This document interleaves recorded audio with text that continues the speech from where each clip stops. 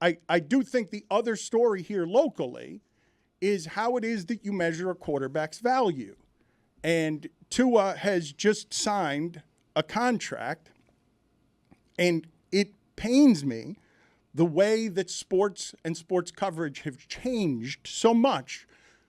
I really don't know when this happened, when we cared so much that it was $53.1 million, that the dollar amounts are so important to us, where we don't do this anywhere else in entertainment. Not like this. We might say, look, Deadpool is the biggest opener for an R movie ever, but we don't care what Ryan Reynolds makes in that movie. Nobody's talking about that. But in this case, we care because we're not certain if this particular quarterback is worth the $55 million for whatever reason. We don't have these concerns with Joe Burrow. We certainly don't have them with Patrick Mahomes. We have them with this guy. He did it for a year. They haven't won a playoff game. They were 1-6 against teams with winning records last year.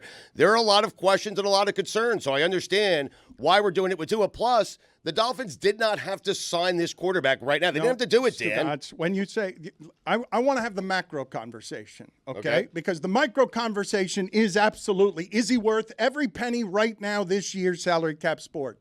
I want to have the bigger conversation of how the sports coverage has changed in 20 years that contaminates and corrupts the way we view someone like LeBron, because when you know what everyone is making all the time, you're perpetually in sports media assigning value to them, and then Skip Bayless makes a career of saying you're not as valuable as you think you are, making us all more valuable. Like the criticism game of 20 years that LeBron James has survived to hold that flag, Kaepernick couldn't survive it under that flag. And I tell you again, look at what happened when the temptation arrived for Tiger Woods.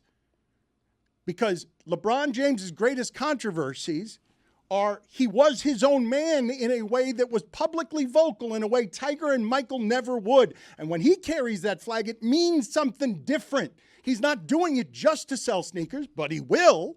But it means something to him to be the oldest athlete in the game and to have survived 20 years of our endless bullshit about you're great but not great enough. Well, I think people are obsessed with money, particularly because it's cap sports, and you kind of have to, in the day of sports takedom, you have to get that in. Look, Phil Mickelson probably has the worst sports contract in all of pro sports, but no one cares, primarily because it's golf, and it's live golf at that, but it's not a cap sport. His ability to make that money isn't stopping his team from signing anybody else. So you have, like, I know there's Hollywood budgets assigned to movies, and even in Deadpool, they kind of make fun of how cameos affect the budget. But that's why people don't care so much. Mike, that's a neat rationalization for now. We've been obsessed with the money of athletes before the salary cap. You are cap. right. The Olympics got you charged up, my man. Yeah. You came in hot. I got a cool stat for you. LeBron James is 4 years older than Larry Bird was when Larry Bird was on the Dream Team. Do you remember how old?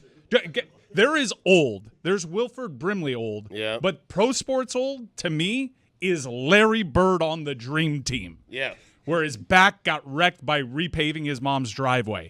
That Larry Bird. Yep. LeBron is 4 years older than that Larry Bird.